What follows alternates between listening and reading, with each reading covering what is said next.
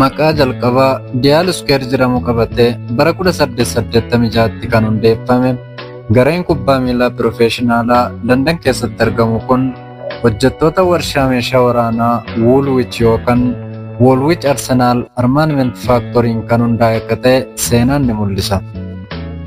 Jechi Arsenaal jedhu afaan Ingiliffaa yoo ta'u, hiikni isaas meeshaa waraanaa akka jechuuti.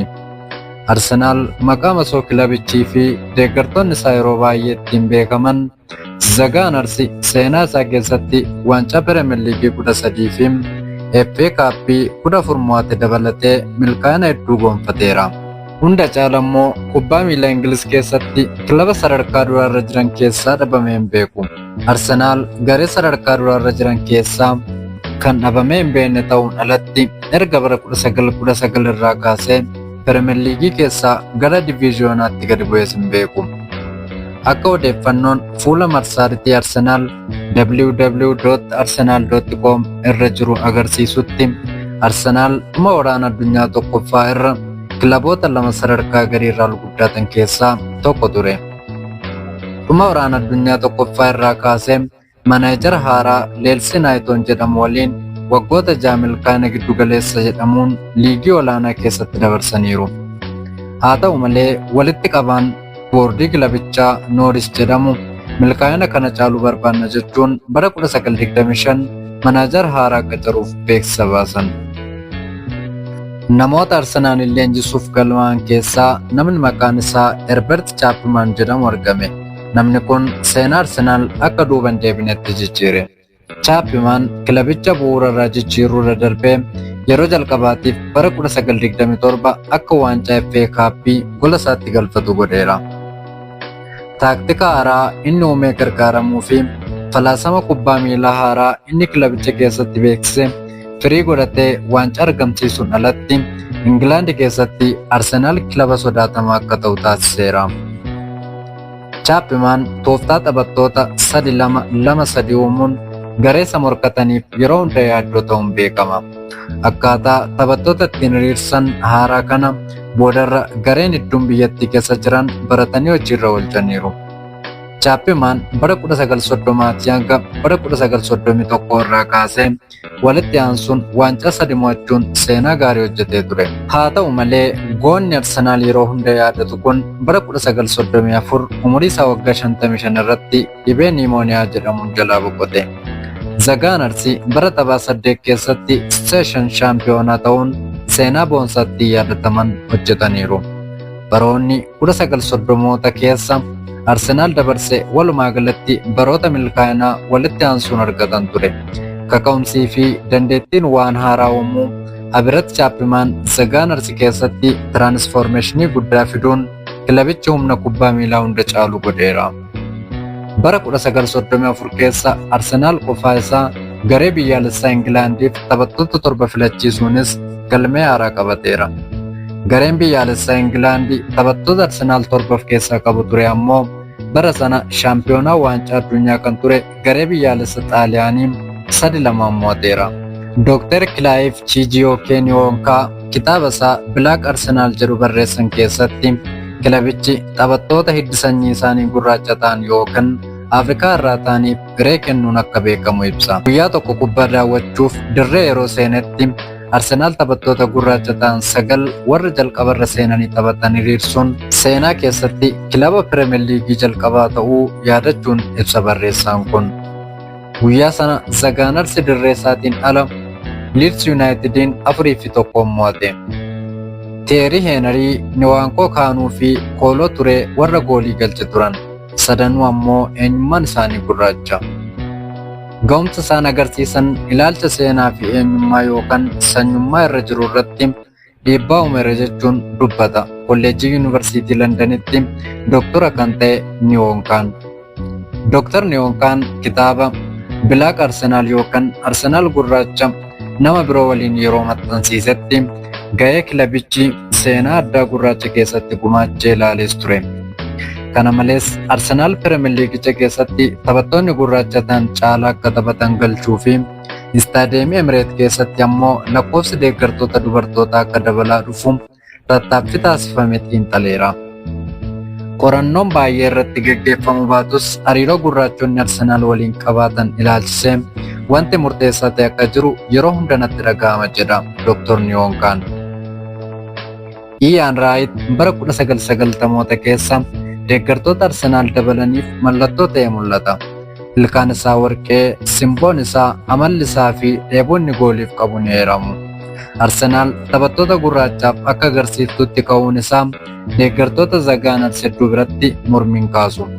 Arseen Veengar turtii bara 1996 hanga 2018tti waggoota 22 Arsenaal keessatti taasisaniin taphattoota cocollee Faransaay fi Afrikaa mallatteessisuun beekamu. Yeroo gareen kun dadhabu gaazexoonni Ingiliz beekamoo fi taphattoota liigii Ingiliz beekan mallatteessisuu qaba jedhamee qeeqamaa ture. Leenjisaan lammummaan isaanii Faransaay ta'an kun Arseen Veengar bara dorgommii 2003 fi 2004 waancaa liigichaa kilabicha akka mo'atu taasisuun ammoo kabaja guddaa argate. Arsenaal bara kana waancaa qofa nyaate utuu hin taane tapha tokkollee otoo hin mo'amiin waancicha fuudhee kaazanaa isaa keessa ol keewwate. Seenaan Arsenaal hojjete kun amma irraatti dabalamee hojjetamuu hin dandeenye. Gareen osoo hin mo'amiin waancaa mo'achuun seenaa hojjete kun sarara ittisaa irraa taphataa lammii Ivory Coast Kooloo ture. Sarara mirgaarraan ammoo taphataa lammii Kaameruun Laawuraansii fi lammii Naajeeriyaa Kaanuu qaba ture. Taphattoonni Afrikaa akka gaariitti taphatanii fi nama bashannansiisan jiraachuun isaanii waan tokkodha. Taphattoota kanneen mo'achuun ammoo jijjiirama fida jedha Dr. Niyoonkaan. Moodeelii milkaa'ina Arsenaal kana kan hordofe morkataan isaa London Cheelsiin leenjisaa Joosee Moriinoo jalatti bu'aa qabeessatti ta'eera. Ivory Coast irraa Diider Drogba, Gaanaa irraa Maayikil Essien fi Naajeeriyaa irraa immoo Joon Obii Mikaa'el taphattoota eeramanidha. Qorannoon waggoota dura gaggeeffame akka agarsiisutti kilaboota Pirimeer Liigii gurguddoo keessaa Arsenaal Afrikaa keessatti deeggartootaan sadarkaa tokkoffaarra jira. Keessumaa immoo biyyoota Afrikaa bahaa, Afrikaa kaabaa fi lixa Afrikaa irraa immoo Naajeeriyaa keessatti Arsenaal deeggartoota kilaboota kamiyyuu caalu qaba. Arsenaal hariiroo Afrikaa waliin qabu yaadachuu fi mul'isuudhaaf taphoota dirree isaatiin ala taphatu hundarratti hidhannoo gurraacha halluuwwan alaabaa Paan Afrikaan faayame uffatee taphataa tureera. London keessatti kan guddate Dr. Niyoonkaan gama isaaniitiin hidhannoo Arsenaal kana yuunifoormii magaalattii jechuun ibseera. Arsenaal kilaboota gurguddoo Ingilaand keessaa Itoophiyaa dabalatee biyyoota Afrikaatti deeggartoota hedduu qabaachuun dursarra jira. Manchester United, Chelsea, Manchester City fi Liverpool illeen itti aananii deeggartoota hedduu qabu. Yeroo baay'ee kubbaa miilaa jaalatamaa kan taasisu tapha daawwatamu qofa miti.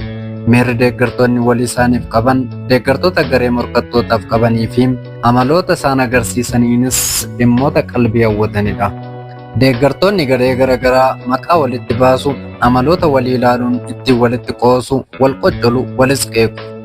Fakkeenyaaf miira deeggartoota kilaboota bebbeekamoo Ingilaand lamaan Arsenaalii fi Manchester United gidduu jiru yoo ilaalle deeggartoonni Arsenaal deeggartoota Manchester United maqaa ittiin waaman qabu.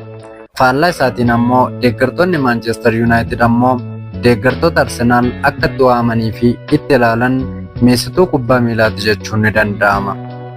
Amala deeggartoonni Arsenaal qabu jedhaman keessaa tokko miira sududdee kan jedhamudha. Afaan Ingiliffaan emotional roller coaster jedhu. Kana jechuun miira takka gammachuu yeroo gabaabaan ol ba'ee osoo hin turiin deebi'ee bu'u jechuudha. Jireenyi deeggartoota Arsenaal miira baay'ee ba'uun guutamaadha jedhu deeggartoonni kilabichaa. Injifannoo fi waancaa mo'atan yeroo yaadatan baroota dhiyootiin asitti mo'icha jala ga'anii dhaban ittiin dagatu. Yookaan ammoo bara itti aanu jechuun of jajjabeessuun beekamu. Amala yookaan miira deeggartoota Arsenaal kana ilaaluun ta'uun oolu taphataan duraanii Manchester United Patrick Evra Arsenaal yeroo hunda akka fiilmii Netflix daawwachuuti jedhe. Kana jechuun yeroo hunda bara itti aanu eeguu qabda. Namni Maarende Wiiliyaams jedhamu hordoffii waggaa dheeraa deeggartoota Arsenaal irratti taasiseen booda fuula istaandardi irratti akka barreesseen obsa qabeeyyiidha jedhe. Deeggartoonni Arsenaal miirri isaanii milkaa'ina yeroo kilabicha waliin kufee ka'us battala qabxii dhabanittis taphattootaa fi leenjisaa kilabichaatti hin duulan. Kun deeggartoota kilaba biroo irratti hedduu waan baratameen fakkaatu. ni obsu, ni eegu. Akka deeggartoonni garee masaanotaa jedhanitti yeroo ibsan kana ta'uun ollee kan deeggartoonni Arsenaal dhibee garaachaaf saaxilaman. Deeggartoonni garee masaanuu keessumaa kan Manchester United yeroo Arsenaal mo'amu garaacha keessaniif aannan nunattan qabaadhaa jedhu. Gaafa Arsenaal mo'atu ammoo deeggartoonni kilaboota morkattootaa qilleensa faalan jechuun amalli deeggartoota Zagaanars akka sirrii hin taanetti qeequ. Sanas ta'ee kana kubbaa miilaa ta'uun isaa dagatamuu qabu. Waan jaallattanii hordoftaniif galatoomaa. Giddoo baayogiraafiidha.